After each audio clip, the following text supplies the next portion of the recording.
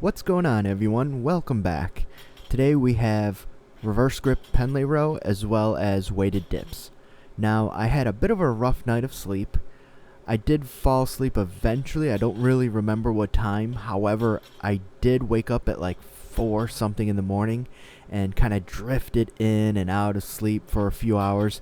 And then I finally was able to get up and felt like I could get my day started. So I made it to the gym still in the morning, just a little bit later than I was planning to, and I didn't do any cardio warm-up, so nothing of that nature, and went right into the workout. So I was planning on doing weighted dips first. However, I just decided at the very last second to begin with the rows, and with these workouts I can do either one first. It really won't make a difference. So for warm-ups, I did a set of 10 with 135, set of 8 with 185, and here we have the 10 by 3 with 210 pounds, 90 seconds of rest in between sets, and as you can see, they went swimmingly. Very easy, very manageable, so I really want to get up towards probably 225 for this program before I switch, and then I'll have some fun going heavier like I used to before. But it's nice to do this kind of volume with a relatively light weight, and it's really good just to bring back not only the reverse grip Pendlay row, but also just to get a lot of good back work. Alright, now we are going into weighted dips. So for weighted dips, I didn't do any with body weight. I did a set of 8 with 25 pounds, and I almost went to 10, which I certainly could do, but I'm just so accustomed to doing a set of 8 that I just stopped myself. I could have easily done 2 more and get to 10, but I just decided to cut it at 8. And then here we're going into the 10 by 3 with 55 pounds, 90 seconds of rest in between sets, and I had a little bit of fun with this. So for the first probably 6 or 7 sets, they're all pretty much the same, and then you'll start to see a little bit more of a longer pause at the bottom, and then especially with the last 2-3 sets, you'll see a little bit of a tempo change. You'll see me lowering down for the eccentrics a little bit slower, just for the fun of it. There was no real reason to do that other than just to be able to, and so I just decided just to switch it up a little bit, put in a little bit of tempo work, and just have a little bit of fun with the dip. Now for accessories, I did a cable hammer curl with the rope. I did a set of 8 with 50 pounds, and then for working sets, I did progressive sets.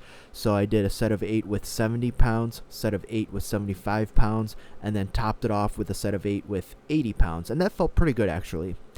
For the accessory on the dip, I was going to do a straight bar reverse grip pushdown, but I just decided to be a little lazy and just keep the rope as my attachment, and then I did a pushdown, but I did one where my hips are hinged back, which is a nice variation. Most people do the ones where you're a little bit more vertical and you're right underneath the pulley, and that's certainly fine. That's a great go-to. It's simpler, it's a little bit easier to learn and use progressive overload with.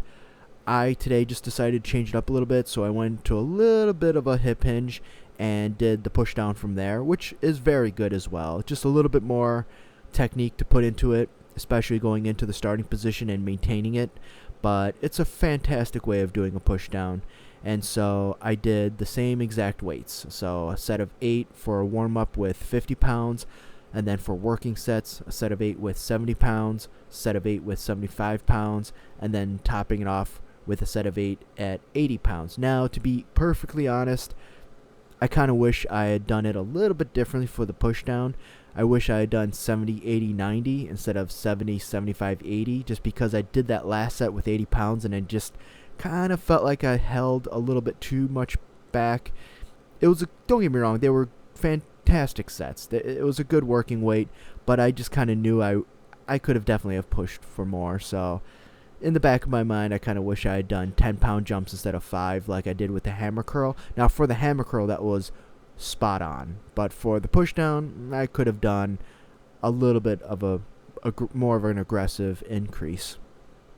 And that's honestly pretty much the workout. So you're seeing the last few sets of dips, which went really well. And again, I had some fun. I played around with the tempo a bit, just for the sake of doing it and switching it up just a little bit, a little variation, nothing too much, just a little variation. So you see that very controlled lowering down, and then nice press up to the top, full extension, lowering down nice and slowly, getting to the bottom, pausing at the bottom, and then pushing back up.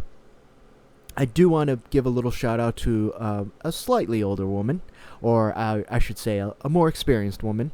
And I noticed her before quarantine, before the shutdown, and I think she's a regular at the gym, and she does really good stuff. She really does, and I'm very impressed with her form on rowing. She did like a whole circuit using a few platforms. She did dips, I believe. She did pull-ups, I think, assisted pull-ups.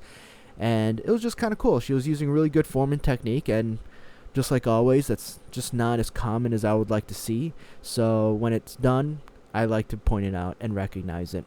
All right, y'all, thank you so much, and adopt, don't chop.